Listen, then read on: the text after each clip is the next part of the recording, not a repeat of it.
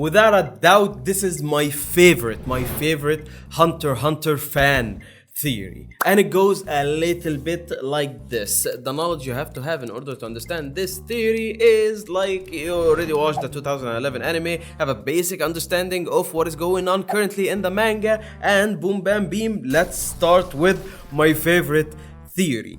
Pariston Hill is actually Sheila. It makes so much sense, it hurts me. It hurts me that we as like a Hunter x Hunter community were able to figure it out. I know that this at the end of the day is still a fan theory, and there is a high possibility that it might end up being wrong, because no matter how it is, Togashi always like finds a way to subvert our expectations, you know, because back when they were searching for Hisoka on the ship and he didn't appear yet, I was like convinced 100% that Illumi is Hisoka in disguise. But yeah, it turned out that Hisoka was just chilling at the Black Whale some way. Which still, there is another fan theory there that the Hisoka that the mafia family leader found is actually Kurolo, but that's a theory for another day. My favorite theory, and the one that makes absolute sense, is Pariston Hill being Sheila. Now you might be asking, who's Sheila? Well, if you know, you know. Sheila is that weird girl that appeared in Hunter x Hunter Volume 0, the backstory of Kurapika.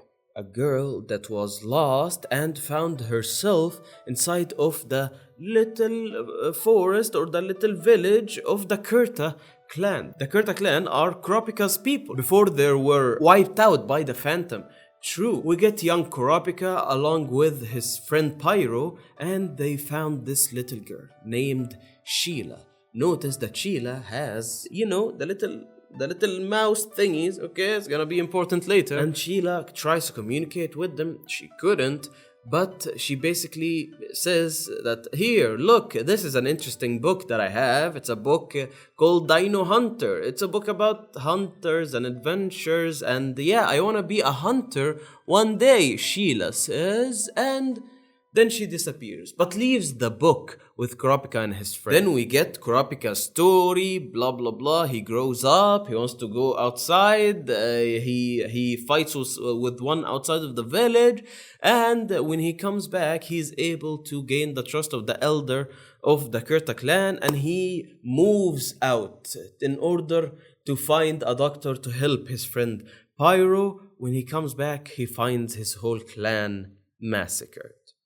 Now, several years passed and we hear nothing about Sheila from the story. Some chapters are released, among hiatus, some new chapters, till we got the latest release of chapters where we learn the origin of the Phantom Troupe. The origin of the Phantom Troupe, which were like basically a play club, like a theater club.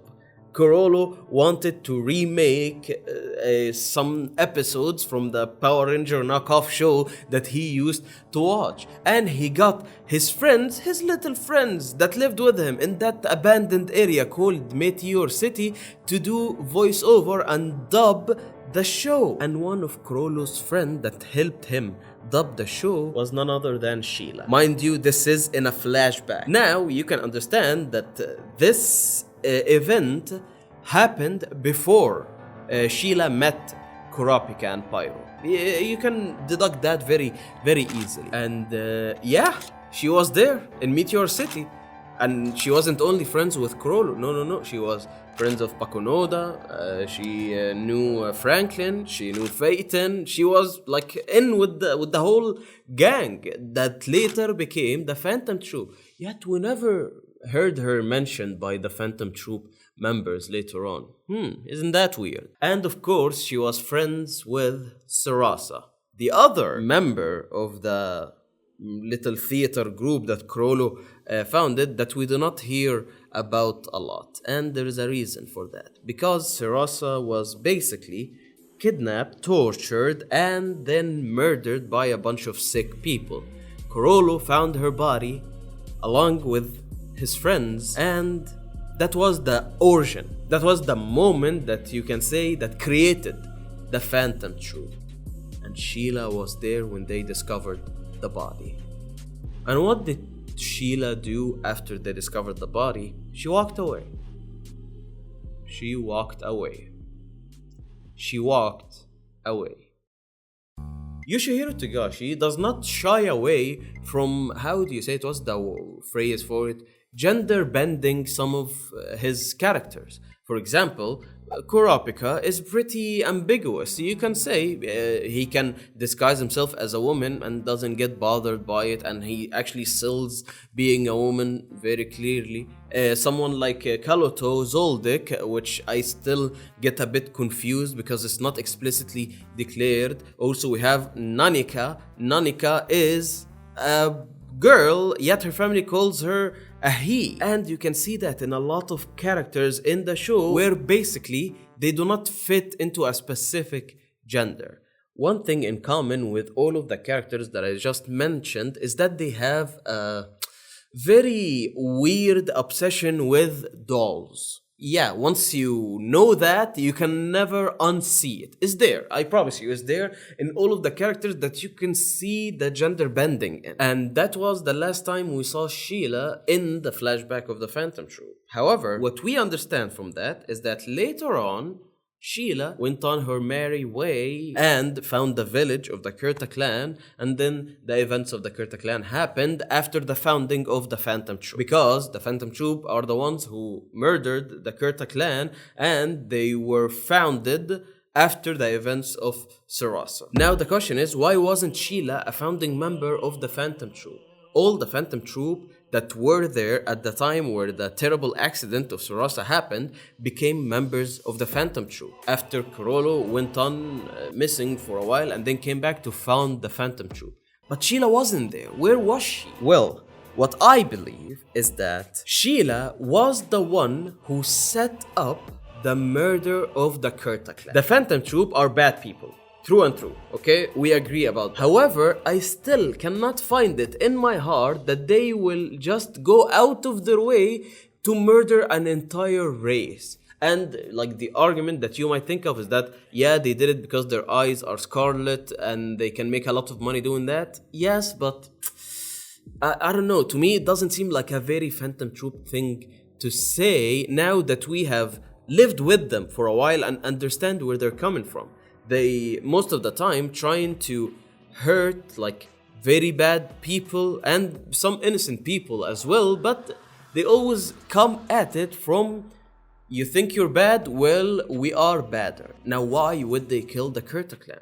Maybe they would have killed the Kurta clan for revenge. Maybe. How about Sheila, being the little devil that she is, found the Kurta clan, understood what's their worth, and befriended one of them, actually two of them, Kurapika and Pyro, when they were little, and then she got even more sick. Because yes, Sheila is a little bit sick up here.